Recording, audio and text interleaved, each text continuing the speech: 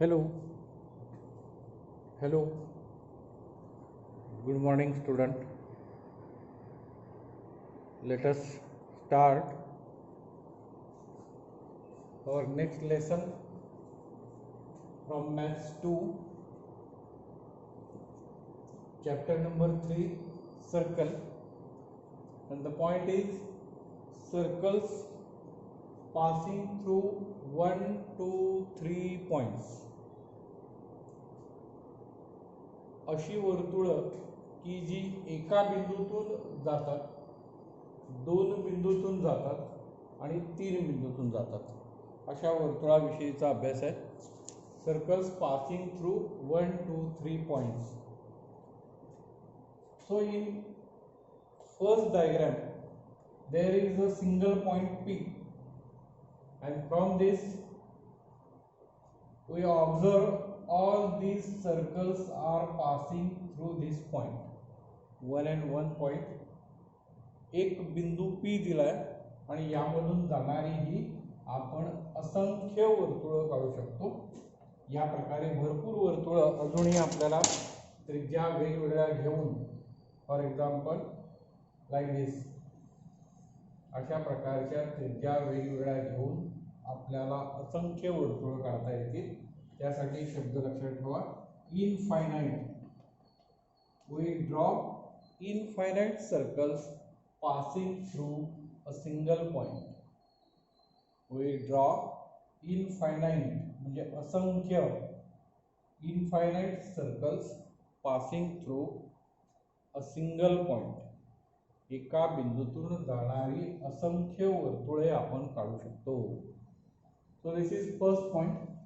Then second, if given 2 points M and N are given, then we have to draw circles passing through these 2 points. So this is first, second, third. Another, suppose this is the radius.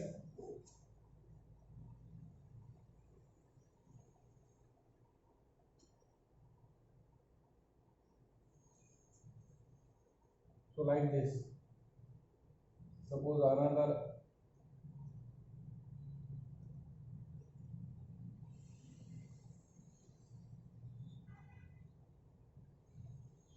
like this. अशा प्रकारची अनेक वर्तुळ आपण काढू शकतो की जी या दोन बिंदूतून जाऊ शकतात. So if 2 points are given in a plane, then there are infinite circles passing through these 2 points. Then 3 points, x, y, z are 3 points given, and we have to draw circle passing through these 3 points. So in geometric construction we study about this. भूमितिक रचना यामध्ये हा भाग आपण अभ्यासलेला आहे. त्रिकोणाच्या 3 बिंदूतून आपण हे वर्तुळ काढू शकतो.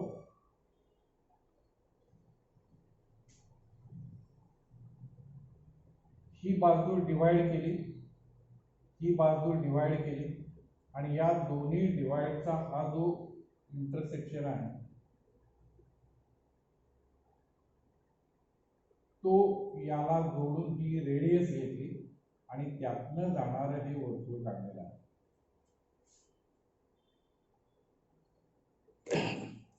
In our textbook there is next lesson,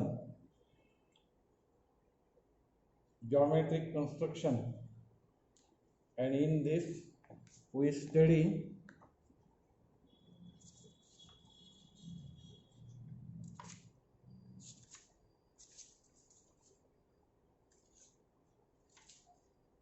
how to draw circle passing through 3 points. आपण या अगोदर ही कृती अभ्यासलेली आहे. परिवर्तुळ काढणे असं आपण त्याला म्हणतो. तीन बिंदू दिल्यात, त्यांना जाणारा त्रिकोण तयार केलाय.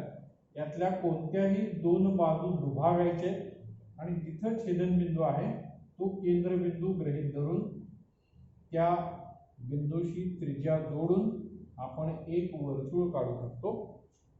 तर if 3 points are given, then a unique circle, unique means एक आणि एकच, या तीन बिंदूतून जाणार एक आणि एकच वर्तुळ आपण काढू शकतो. a unique circle.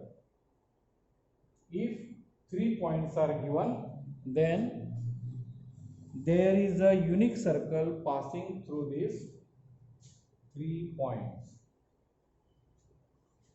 If we observe, these 3 points are non-collinear.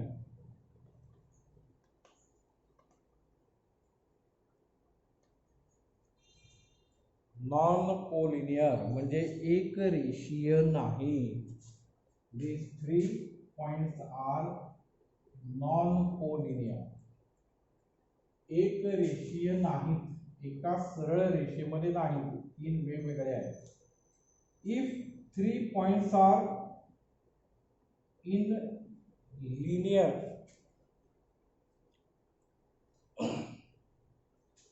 like this, a line passing through these 3 points, then these 3 points are collinear points.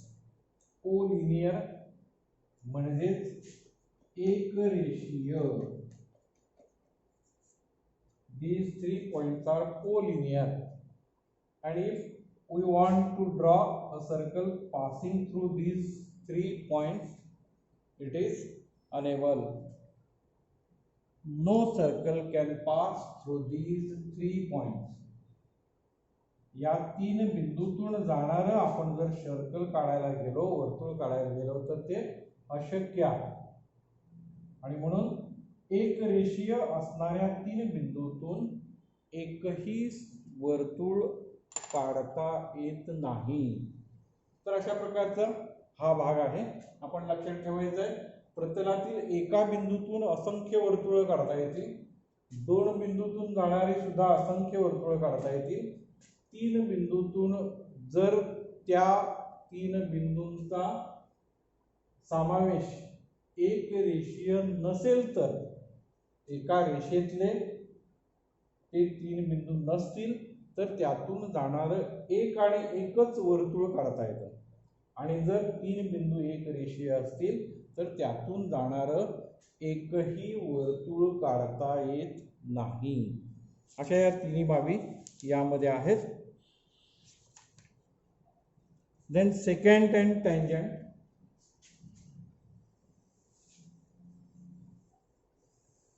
स्पर्शिका आणि छेदिका. Tangent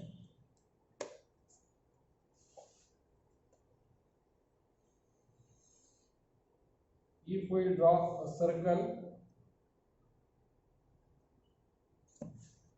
and a line passing through one point, line L passing through point M, C be the center of circle, then this line is called tangent. त्याला आपण स्पर्शिका असा शब्द वापरतो. Circle and a line has one and one only point which is in common. So the line passing through this point is called tangent, and this point is called point of contact. Point of contact. वर्तुळ आणि रेषा जर एकाच बिंदूत सामायिकरित्या जात असतील, तर त्या रेषेला त्या वर्तुळाची स्पर्शिका असं म्हणतात. आणि जो बिंदू आहे त्या बिंदूला आपण स्पर्श बिंदू असा शब्द वापरतो.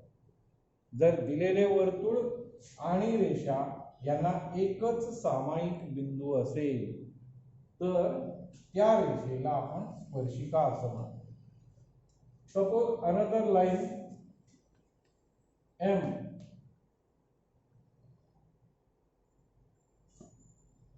it intersect point A, B. 2 points are there.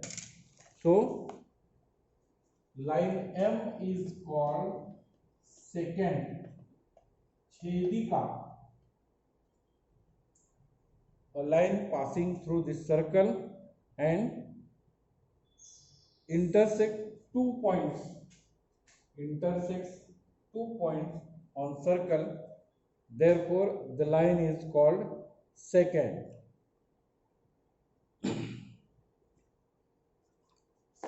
Then tangent theorem.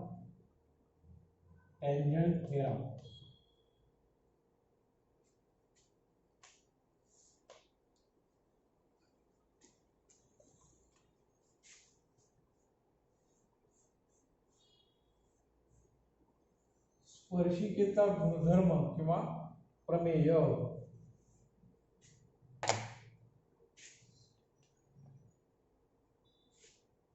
Point M is point of contact and line L is tangent. If we draw a radius CM, and if we measure the angle formed here, it is of 90 degree.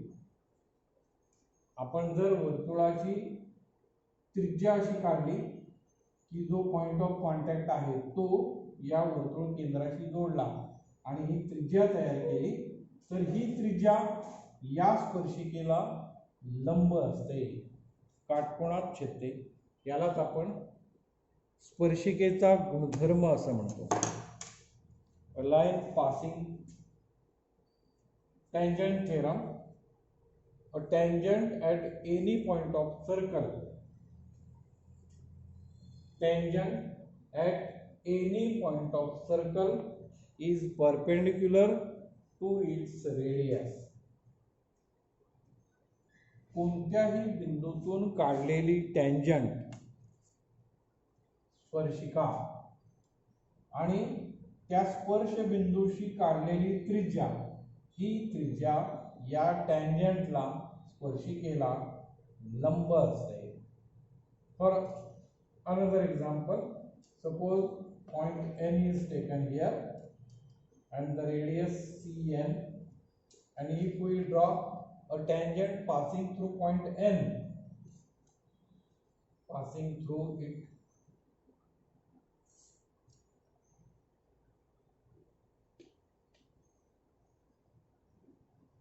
and if we measure the angle formed here, it is 90 degree. म्हणजेच वर्तुळ केंद्रातून आपण जो स्पर्श बिंदू आहे त्याला जोडून त्रिज्या तयार केली, तर ती त्रिज्या त्या स्पर्शिकेला लंब असते. So the sentence is on page number 51, that is theorem. A tangent at any point of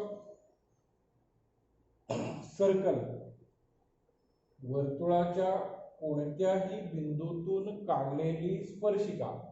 A tangent at any point of circle is perpendicular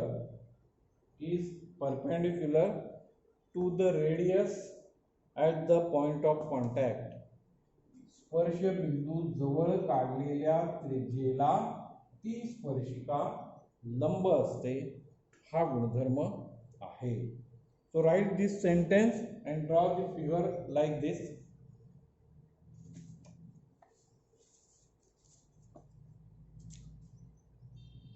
Then converse of tangent theorem. Converse.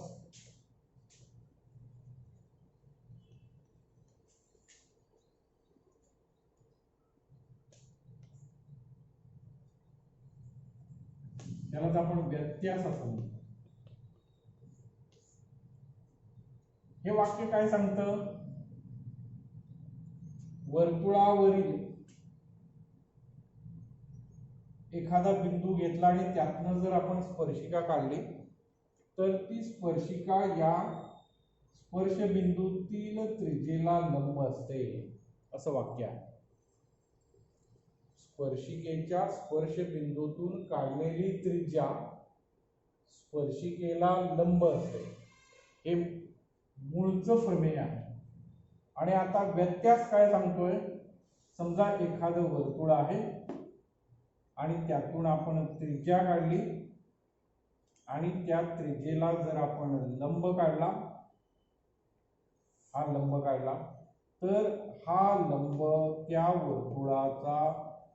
वर्तुळाची स्पर्शिका असते.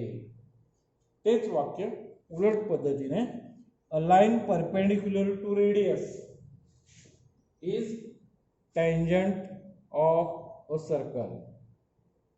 वर्तुळातील त्रिज्येला लंब असणारी रेषा ही त्या वर्तुळाची स्पर्शिका असते. A line perpendicular to radius, मग कोणताही लाईन घ्या. समजा ही लाईन सेगमेंट घेतला आणि याला परपेंडिक्युलर काढला आपण, या पद्धतीचा परपेंडिक्युलर आला, तर हा परपेंडिक्युलर म्हणजेच या वर्तुळाची स्पर्शिका असते. म्हणजे हे वाक्य आणि बरोबर या वाक्याचा त्याचा अर्थ तोच, फक्त शब्दरचना उलट, त्याला आपण व्यत्यास असं म्हणतो. इथे काय सांगतोय? वर्तुळ केंद्र आणि ही स्पर्शिका यातला संबंध 90 अंशाचा काटकोन आहे. आणि इथे सुद्धा तेच सांगते, वर्तुळाला त्या त्रिज्येचे जे टोक आहे, वर्तुळाच्या त्रिज्येचं जे टोक आहे, तिथून जर आपण परपेंडिक्युलर रेषा काढली तर ती रेषा त्या वर्तुळाची स्पर्शिका असते. दोन्ही शब्दांचा अर्थ तोच आहे. दोन्ही वाक्य तुम्ही लिहून काढा. Converse of tangent theorem. Sentence is given on page number 52. So write all these matter. आपण आता जो सर्व काही भाग शिकलोय तो सगळा काही व्यवस्थित तुम्ही पुस्तकातून लिहून काढा. आपण इथे थांबूया. थँक्यू.